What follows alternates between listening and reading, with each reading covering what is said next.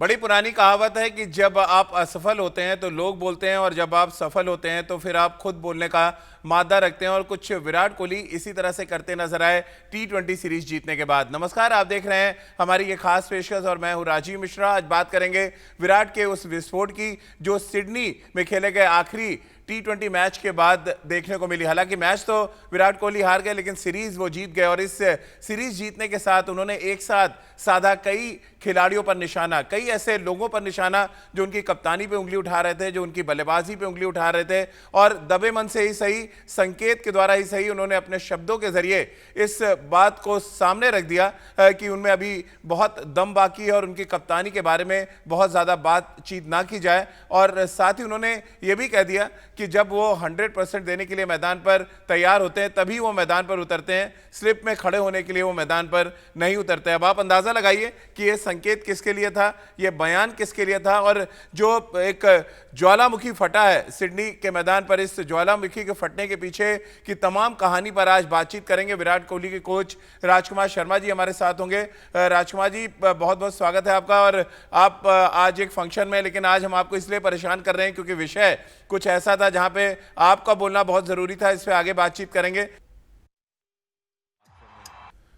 मजे की बात यह है कि इस साल की आखिरी व्हाइट बॉल सीरीज में विराट कोहली का बल्ला बोला और उसके बाद क्रिकेट तो बहुत ज़्यादा नहीं हुई साल 2020 में, लेकिन मैदान के बाहर कुछ ऐसे मैचेस खेले गए जिसका सीधा असर विराट की सोच पे पड़ा है। और ये जो मैदान के बाहर मैचेस हुए हैं, राजकुमार जी आप भी समझ रहे हैं, बताने की ज़रूरत नहीं है। और शायद इन मैचों ने ज़्यादा असर डाला क्योंकि विराट आमतौर पे ज्वालामुखी की तरह कम से कम नहीं फटते हैं। और जो कुछ उन्होंने पहला बयान दिया कि 100% अगर मैं फिट हूं तो मैं मैदान पे उतरूंगा, नहीं तो नहीं, स्लिप में खड़े होने के लिए नहीं खेलूंगा कम से कम।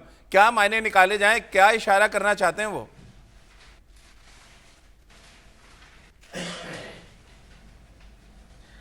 देखिए राजीव, इशारा तो जो उन्होंने किया, जिसके लिए किया वो समझेंगे, लेकिन मैं तो इतना कहना चाहता हूँ कि विराट कोहली बचपन से ही ऐसे उनका नेचर है, उनकी इतनी ज़्यादा फोकस्ड होते हैं, इतने ज़्यादा डेडिकेटेड होते हैं।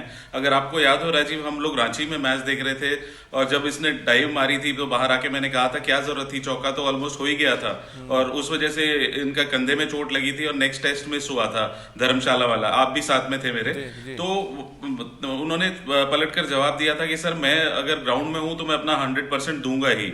तो he is a sort of guy जो नहीं रुक सकता है और अपनी इमोशंस पे भी कंट्रोल नहीं कर पाते हैं। वो एक्सप्रेसिव हैं और जो उनके बात दिल में होती है वो कह भी देते हैं, जो कि उन्होंने इस इनिंग के बाद भी कहा। बिल्कुल। और रितेंद्र, इससे पहले अगर हम इस ऑस्ट्रेलिया दौरे की बात करें, व्हाइट बॉल क्रिकेट में अगर हम सीरीज की बात करें तो ये आखिरी सीरीज थी हिंदुस्तान के लिए। अच्छी बात ये रही भारतीय टीम ने ये सीरीज जीती और साथ ही कप्तान के दिल की बात दो बार बाहर आई। पहले बार जब ऑस्ट्रेलिया में विराट ने बोला तब उन्होंने कहा कि रोहित शर्मा की इंजरी के बारे में उनको बिल्कुल नहीं पता है। एक कप्तान का ये पहला, मुझे लग रहा है, भड़ास थी जो उन्होंने निकाली थी।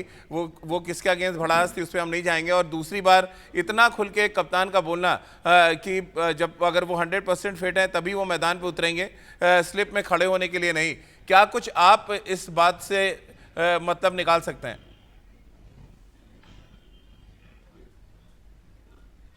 जी हाँ राजीव, बातों बातों में विराट कोहली ने बहुत कुछ कह दिया है और ऐसी सीरीज विक्ट्री ऑस्ट्रेलिया की जमीन पे, that is commendable, that is creditable. तो हमें श्रेय तो देना होगा विराट कोहली को। और जिस तरह वनडे सीरीज शुरू हुई थी ऐसा लग रहा था शायद कुछ भी हमारे लिए ठीक नहीं चल रहा है।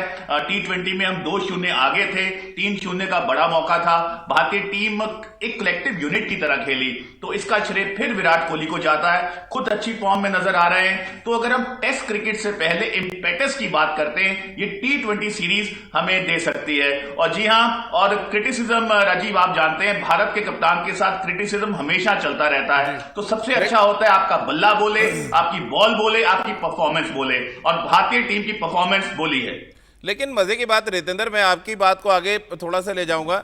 जब एक कप्तान खराब कर रहा हो आप उसकी आलोचना करें, आप उसको हटाने की बात करें, समझ आता है। और ये बात अगर आप उनकी सफलता की बात करें, आप उनका रिकॉर्ड देखें, पहले ऐसे कैप्टन बन गए हैं जिन्होंने सेना देशों में जाके T20 सीरीज जीती है, ऑस्ट्रेलिया में जाके टेस्ट क्रिकेट वो जीत चुके हैं, साउथ अफ्रीका और जो बड़ी कंट्रीज़ हैं, टेस्ट प्लेइंग कंट्रीज़ है, वहाँ पर उनका रिकॉर्ड देखें। फिर ऐसे में चीज़ें कुछ और नज़र आती हैं, पर्दे के पीछे क्या चल रहा है खेल वो नज़र आता है। और ये शायद विराट कोहली को कहीं ना कहीं परेशान कर रहा था, क्योंकि जिस तरह की प्रेस कॉन्फ्रेंस वो कर रहे हैं इन दिनों, और जो हर मैच जीतने के बाद उनके चेहरे पे वो चमक नज़र आती थी, ऐसा लग रहा है वो जवाब ऑटोमेटिक उनके चेहरे से जा रहा है। जी हाँ राजीव, मुझे लगता है ये शायद दुनिया की रीत है। आप 100 बार अच्छा करते हैं, आपको क्रेडिट दिया जाता है, लेकिन आप एक बार खराब करते हैं या विपरीत परिस्थितियां होती हैं तो वही याद रखा जाता है। तो कहीं ना कहीं विराट कोहली के, जैसे अभी आप रिकॉर्ड्स की बात कर रहे हैं, उनकी परफॉर्मेंस की बात कर रहे हैं, उन्होंने अभी तक कुछ भी खराब नहीं किया है। भारतीय टीम की तूती बोल रही है, बुलंदियों पे है भारतीय टीम। तो जी हाँ, कहीं ना कहीं विराट कोहली जानते हैं कि क्रिटिसिज्म को किस तरीके से लेना है, शांत रहना है, अपने बल्ले से बात करनी है, बॉल से बात करनी है। तो विराट कोहली बिल्कुल ठीक कर रहे हैं और यही सब ग्रेट करते हैं। राजीव तेंदुलकर ये करते थे, राहुल द्रविड़ ये करते थे और विराट कोहली भी यही कर रहे हैं। लेकिन जिन ग्रेड्स का आप नाम ले रहे हैं वो सामने आके कभी इस तरह से नहीं बोलते थे राजकुमार जी, जो काम विराट इन दिनों कर रहे हैं। सीधा मैसेज देने की वो कोशिश कर रहे हैं और ये एक तरीके का मैसेज है। वो चाहे ऑस्ट्रेलिया के लिए उनका ये कहना हो कि अब उनकी टीम से लोग डर रहे हैं, ये एक बयान, दूसरा बयान जो हम लगातार चर्चा कर रहे हैं जिसपे कि स्लिप में खड़े होने के लिए वो कभी मैदान पे नहीं उतरेंगे, मैसेज भी अब बहुत क्लियर, क्रिस्टल क्लियर मैसेज देते हैं विराट कोहली इन दिनों।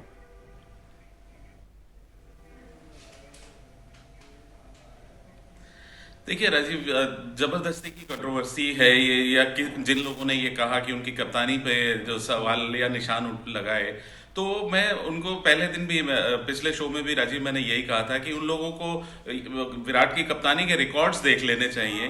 वो इंडिया के आज तक के सबसे सफलतम कप्तानों में से एक हैं और फिर भी उनकी अगर कप्तानी पे कोई चेंज की बात करे या किसी और फॉर्मेट में बात करे, तो मैं तो कहता हूं कि आप तीनों फॉर्मेट में देखिए ना क्या परफॉर्मेंस है उनकी, और उसके बावजूद अगर किसी को लगता है कि चेंज होना है तो उसका जवाब विराट ने दिया है। बिल्कुल, और ये जो इनडायरेक्ट तरीके का जवाब है, मैसेज जो विराट ने दिया है शब्दों के जरिए, अपने शब्दों का चयन भी बहुत अच्छे तरीके से उन्होंने किया और सही मौके पे कहते हैं हमेशा, जब आप चौका लगा दें तभी आप सही खिलाड़ी हैं। और मज़े की बात यह है कि मैदान के अंदर के बड़े खिलाड़ी हैं विराट कोहली, और शायद धीरे धीरे ये सीख भी रहे हैं कि मैदान के बाहर के खिलाड़ियों को किस तरह का जवाब दिया जाना चाहिए। बहरहाल चलिए मैदान के अंदर की बात कर लेते हैं। विराट कोहली ने साल की आखिरी वाइट बॉल सीरीज में शानदार बल्लेबाजी की और उनकी बल्लेबाजी देखकर तो यही लग रहा था कि टेस्ट क्रिकेट में वो क्या कुछ करेंगे, लेकिन थोड़ा सा अफसोस भी है कि पहले टेस्ट मैच के बाद वो अपनी पर्सनल रीजन से वापस हिंदुस्तान आएंगे, लेकिन वो यही चाहते हैं कि पहले ही मैच में वो कुछ ऐसा असर डाल दें जिसकी वजह से ऑस्ट्रेलिया अगले 3 टेस्ट मैचों में उभर ही न पाए। उनके बयान से ये साफ लगा, अब उनकी बल्लेबाजी में भी कुछ ऐसा ही देखने को मिला। क्या है पूरी कहानी, क्यों ऑस्ट्रेलिया को विराट कोहली डराना चाहते हैं? तो ऑस्ट्रेलिया को हरा भी रहे हैं और उनको डरा भी रहे हैं। जिस तरह का स्टेटमेंट विराट ने सिडनी में दिया है, 2 बड़े स्टेटमेंट थे जो हमने आपको सुनवाए। पहला स्टेटमेंट ये कि विरोधी टीम, जब आप इस तरह का प्रदर्शन करते हैं तो विरोधी टीम डरती है, और दूसरा ये कि ऑस्ट्रेलिया में रन बनाने के मौके भी आपके पास उतने ही होते हैं जितना गेंदबाजों के पास आपको आउट करने के होते हैं। और राजकुमार जी, ये 2 बड़े पॉजिटिव बयान हैं जिसपे चर्चा करना बहुत ज़रूरी है। एक तो एडिलेड में मैच है, पिंक बॉल टेस्ट मैच, और एडिलेड मैदान याद करते ही ऑस्ट्रेलिया तो डर जाती होगी। 3 मैच, 3 शतक, 400 से ज़्यादा रन, ये दर्शाता है कि एडिलेड कितना पसंद है। और दूसरा, जिस तरह से मैच हारने के बाद विराट ने स्टेटमेंट दिया, हारने के बाद, सीरीज जीतने के बाद 2 जो मिला के एक स्टेटमेंट था, वो शायद ऑस्ट्रेलिया को ज़्यादा चुभ रहा होगा।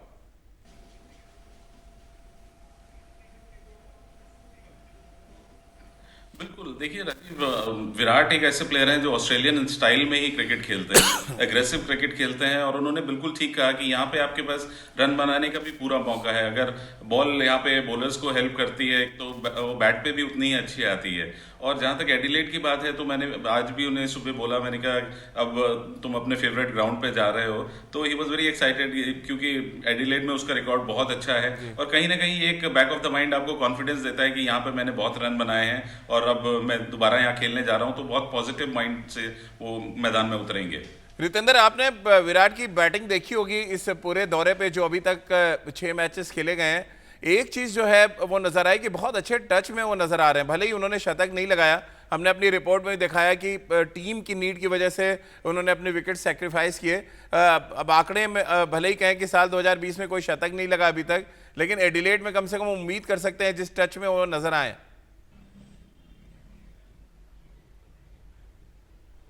जी हाँ राजीव, और हमें ये नहीं भूलना चाहिए विराट कोहली एक ही टेस्ट मैच खेलेंगे ऑस्ट्रेलिया में, फिर वापस आ रहे हैं, तो उनका रन्स बनाना और भारतीय टीम को पहले टेस्ट मैच में दबदबा बनाना बहुत जरूरी है, क्योंकि we have to be honest, Virat के बिना ये टीम डिप्लीटेड लगेगी और बहुत जोर लगाना पड़ेगा। तो विराट अच्छी फॉर्म में नजर आ रहे हैं, लय नजर आ रही है, मोमेंटम नजर आ रहा है, कॉन्फिडेंट हैं, T20 में बड़ी जीत हासिल की है, और अगर विराट लंबा नॉक खेलते हैं, 100 रन जड़ते हैं, जो कॉन्फिडेंस है वो तीनों टेस्ट मैच आगे वाले में भारतीय टीम में आएगा। तो जी हां, Virat Kohli knock is the key. बिल्कुल, और की ये भी है कि विराट कितने फिट रहते हैं और इसीलिए उनको बहुत सेलेक्टिव होना पड़ रहा है।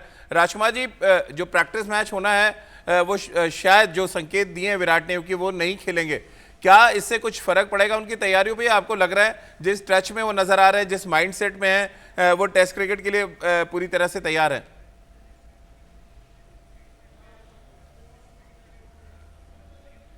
देखिए, बेटर है कि वो अगर रिलैक्स करना चाहते हैं, रेस्ट करना चाहते हैं इस 3 डे गेम से, तो किसी यंगस्टर को चांस भी मिलेगा और साथ साथ वो बिल्कुल फ्रेश होकर मैदान में उतरेंगे। और ऐसा नहीं है राजीव कि अगर वो मैच नहीं खेल रहे हैं तो वो प्रैक्टिस नहीं करेंगे, वो अपनी जाके अपनी ट्रेनिंग और अपनी प्रैक्टिस वो पूरी करते हैं अगर वो मैच नहीं भी खेल रहे होते हैं।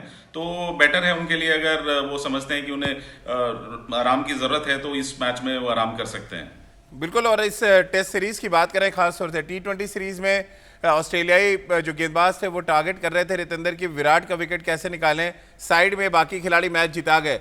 टेस्ट क्रिकेट में भी कुछ ऐसे ही आपको लग रहा है, विराट टारगेट किए जाएंगे और उसका फायदा यंगस्टर्स को मिलेगा क्योंकि एक टेस्ट मैच खेल रहे हैं, और ये बात ऑस्ट्रेलियाई गेंदबाज भी जानते हैं, ऑस्ट्रेलियाई टीम मैनेजमेंट भी जानता है।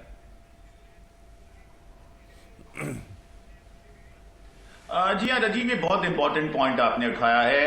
कहीं ना कहीं ऑस्ट्रेलिया जानती है कि विराट ने एक ही टेस्ट मैच खेलना है, तो वो चाहेंगे कि विराट पे ज्यादा से ज्यादा प्रेशर डाला जाए। अगर वो विराट को जल्द से जल्द आउट कर सकते हैं तो प्रेशर यंगस्टर्स पे आ सकता है। और हमें ये भी नहीं भूलना चाहिए, test cricket is a different ball game. यहाँ पे यंगस्टर्स के लिए इतना आसान नहीं होगा, लेकिन जो भी लड़का अच्छा करेगा वो आने वाले कई साल के लिए अपनी जगह को सीमेंट कर सकता है। तो जी हाँ, ये नर्व का टेस्ट है। टेस्ट क्रिकेट में जो भी भारतीय खिलाड़ी यहाँ पे चैंपियन की तरह खेलेगा, मुझे लगता है Ravi Shastri will be proud of him for years to come.